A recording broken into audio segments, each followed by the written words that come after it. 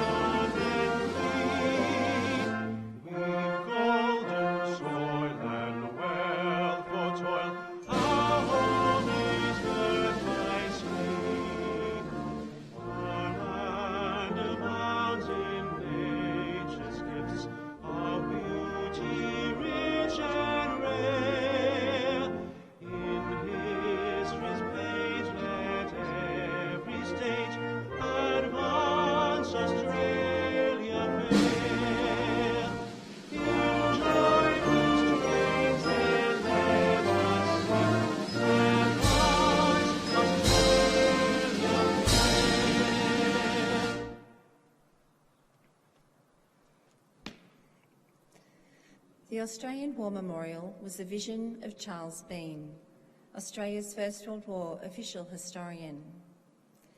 Bean landed with the Australian troops on Gallipoli and stayed with them at the front through to the end of the war. The idea of this national memorial and museum came to him at Pozieres, France, in the depths of the bloody fighting of 1916. Bean's idea was that this would be a place where families and friends could mourn their loved ones buried in faraway places. It would also be a place that could help all Australians understand what these men and women had endured and what they had done for us. Bean's vision, to which we remain true, is best expressed as inscribed at the entrance to the memorial's galleries. Here is their spirit, in the heart of the land they loved, and here we guard the record which they themselves made. Tonight, we will read the story behind just one of those on the Roll of Honour, which lists the more than 102,000 men and women who have given their lives for us in war and other operations for over more than a century. But first, we present a lament, Flowers of the Forest. Wreaths and floral tributes will now be laid at the base of the pool of reflection.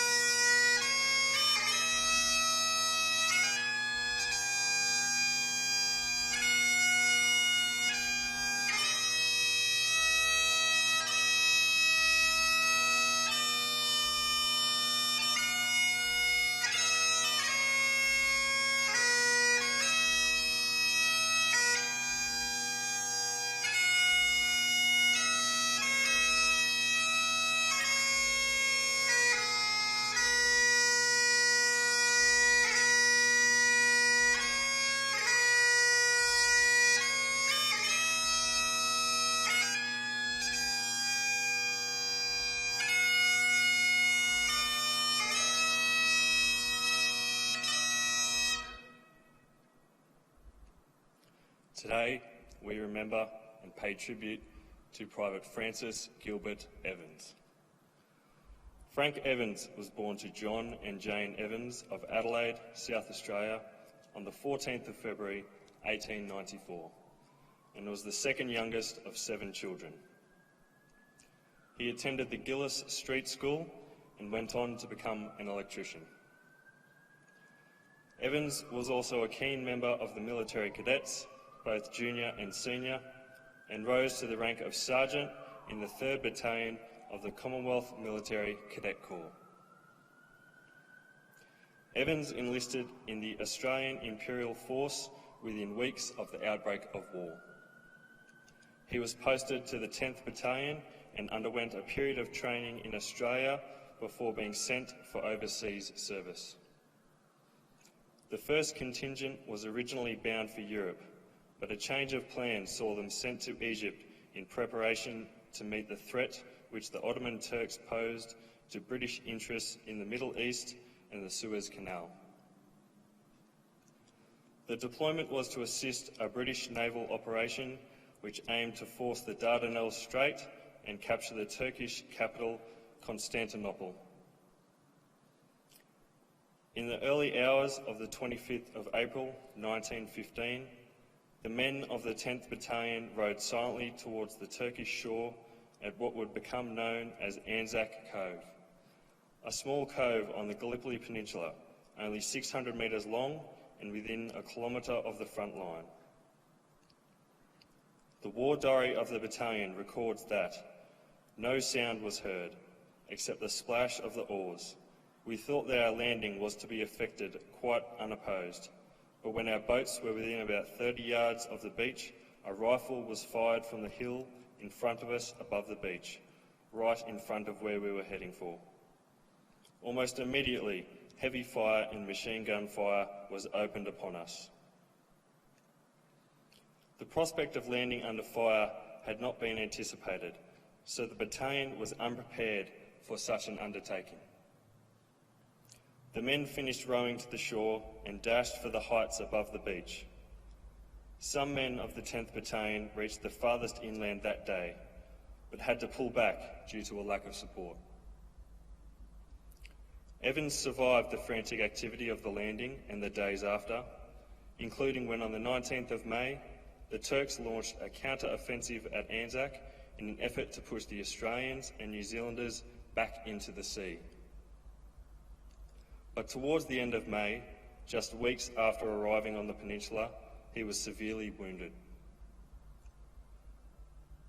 He was evacuated and sent to hospital in Malta on his way to England.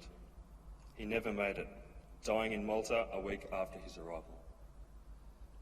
Frank Evans was 21 years old. His name is listed on the Roll of Honour on my right, among more than 60,000 Australians who died during the First World War. This is but one of the many stories of service and sacrifice told here at the Australian War Memorial. We now remember Private Francis Gilbert Evans, who gave his life for us, for our freedoms, and in the hope of a better world.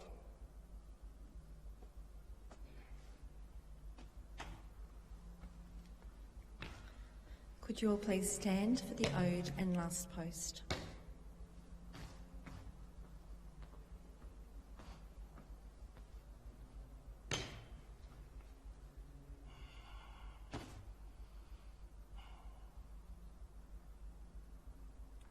They shall grow not old, as we that are left grow old. Age shall not weary them, nor the years condemn. At the going down of the sun and in the morning, we will remember them. We will remember them.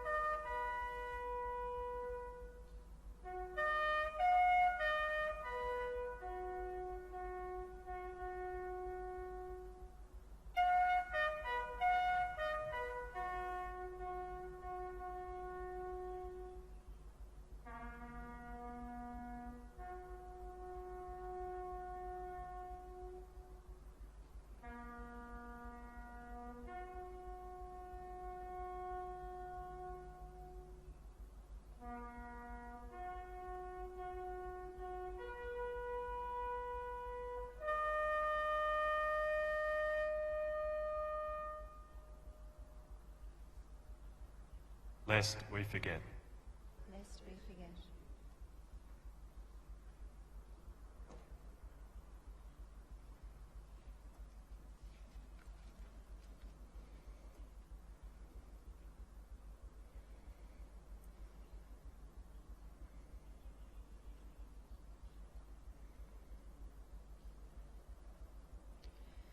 We leave you this evening with the words of the memorial's founder, Charles Bean.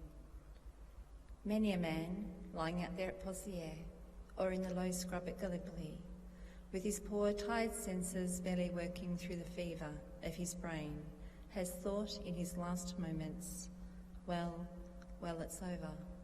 But in Australia, they will be proud of this. Ladies and gentlemen, that concludes this evening's last post ceremony. We would like to thank you for visiting the Australian War Memorial today, and we wish you all a very good evening. Thank you.